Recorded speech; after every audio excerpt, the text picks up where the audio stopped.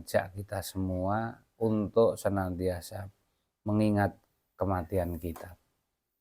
Dan kata Nabi, orang yang cerdas itu adalah orang yang dalam 24 jam ritme waktunya selalu ingat pada suatu saat bahwa dia akan mengalami kematian.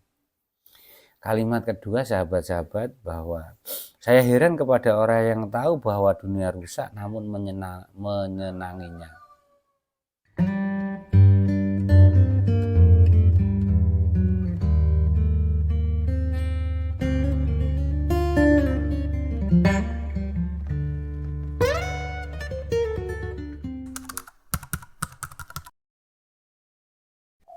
Assalamualaikum warahmatullahi wabarakatuh. La ilaha illallah Muhammadur Rasulullah. Allahumma sholli ala sayyidina Muhammad wa ala ali sayyidina Muhammad. Sahabat-sahabat, topik kita berliterasi kali ini adalah mengungkap rahasia harta anak yatim pada kisah Nabi Khidir bersama Nabi Musa.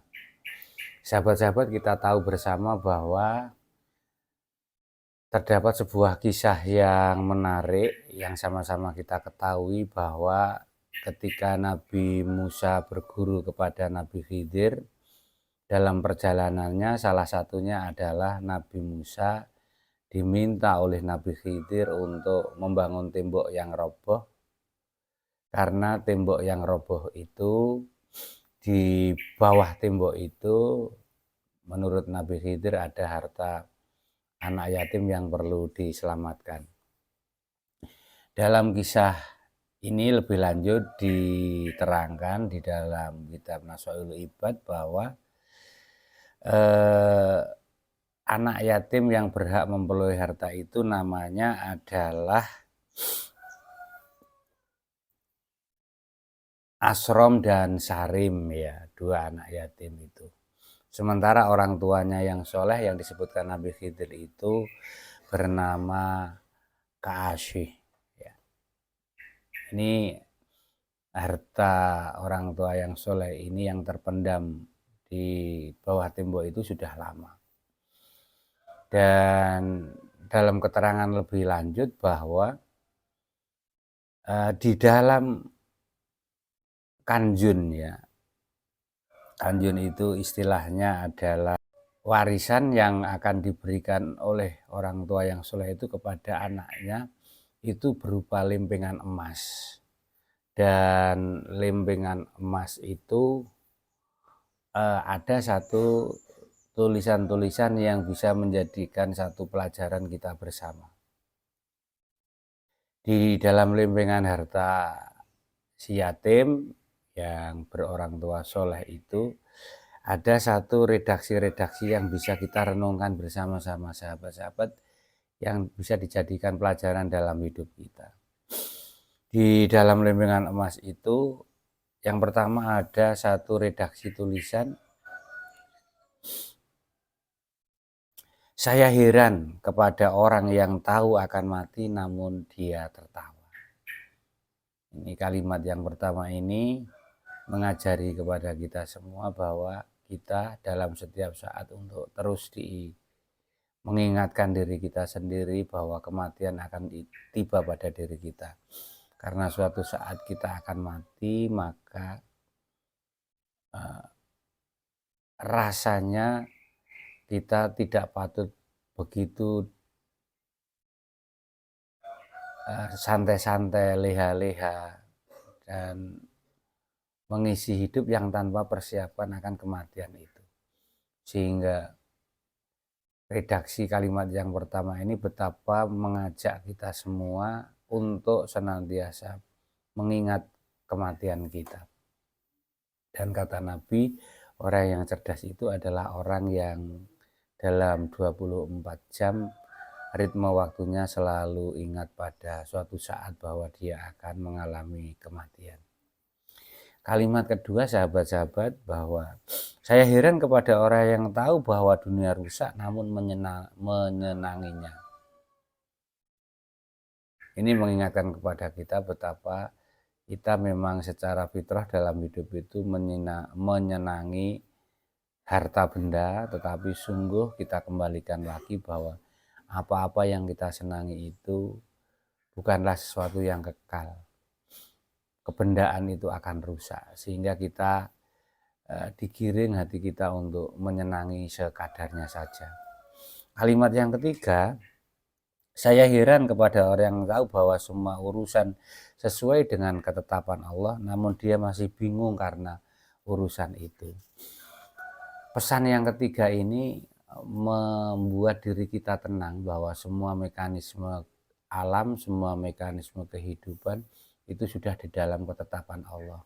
Maka kita tidak ada guna berbingung diri, beresah hati, karena semuanya akan diatur oleh Allah. Kita senantiasa mengikhtiari apa yang hendak kita capai. Jikapun tercapai itu memang sudah kehendak Allah. Jikapun tidak tercapai, itu juga kehendak Allah.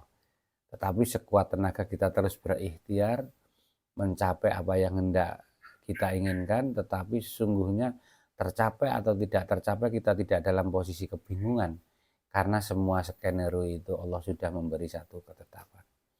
Kalimat yang keempat, sahabat-sahabat, dalam lempengan emas anak yatim yang terpendam itu tertulis, saya heran kepada orang yang telah mengetahui adanya hisab, namun dia mengumpulkan harta. Sungguh ini mengajari kita mengingatkan diri kita semua bahwa semua apa yang kita miliki di dunia ini ada perhitungannya di alam akhirat. Perhitungan-perhitungan di yaumil hisab itu akan kita alami. Karena itu kita kalau memperoleh harta atau memperoleh kekayaan, kita pikirkan kembali dari mana asal harta itu dan untuk apa harta itu. Senyampang di jalan Allah, maka hisab kita akan baik-baik saja. Dan orang yang arif bijaksana yang mencapai taraf kehidupan yang berkualitas tentu selalu memikirkan bahwa kebersihan harta yang dimiliki dari hal-hal kebatilan akan menjadi pertimbangan hidupnya, karena semuanya akan dihisab oleh Allah. Dan karena itu orang-orang yang sudah menjalani kehidupan di kehidupan ketenangan, mereka tidak begitu berambisi memiliki harta yang banyak, karena harta yang banyak di sisi lain tanggung jawab risiko di alam hisab juga berat yang memilikinya. Dan moga-moga kita di dunia ini dicukupkan oleh Allah dengan sedikit kepemilikan, tetapi kita merasa cukup atas kepemilikan kita itu, sehingga kita ringan di yaumil hisab. Kalimat yang kelima, sahabat-sahabat, saya heran kepada orang yang telah mengetahui adanya neraka tapi ia malah berbuat dosa. Ini mengingatkan kembali kepada kita, dalam 24 jam kita sangat mudah terjebak dalam perbuatan dosa. Tapi ketika kita akan melakukannya, maka mindset ingatan kita menyadari betapa jika hal itu kita lakukan, maka neraka, penyiksaan akan menunggu kita. Sehingga kita bisa mengerem diri kita sendiri dengan selalu mengingat dikotomi bahwa kita kalau melakukan perbuatan dosa, maka kita akan menerima balasan yang pedih di neraka. Kalimat yang keenam, sahabat, dalam lempengan emas anak yatim itu dituliskan, saya heran kepada orang yang telah mengetahui secara yakin adanya surga, tapi ia bersenang-senang dengan dunia. Betapa di kesenangan dunia yang semaksimal ini tidak bisa menggantikan kesenangan di surga. Maka kalimat yang ketiga ini menggiring kepada kita betapa surga adalah satu tujuan bagi sebagian orang dari kita, karena memang di atas surga masih ada satu kenikmatan, yakni berjumpa kepada Allah kita. Maka setidaknya kita melihat kesenangan di dunia ini bukanlah kesenangan yang senang sesungguhnya, karena esensi kesenangan yang terindah kelak adalah surga. Dan di dunia ini persiapan kita untuk mencapainya itu. Dan di atas pencapaian kita di surga, sungguh kita mendapat ridho Allah, bisa berjumpa dengannya.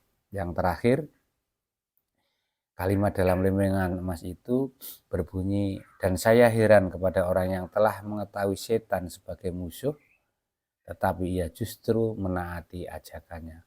Maka dalam setiap desir hati kita yang mengajak keburukan-keburukan, yang mengajak kejahatan-kejahatan, yang mengajak sesuatu perbuatan yang tidak diperkenankan Tuhan kita, sungguh itu adalah ajakan setan.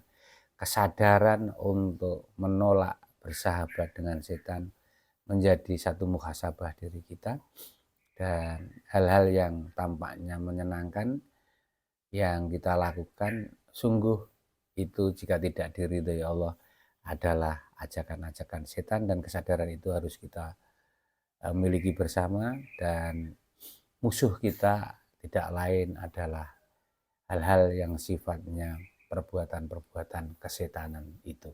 Demikian sahabat-sahabat, semoga bermanfaat. Assalamualaikum warahmatullahi wabarakatuh.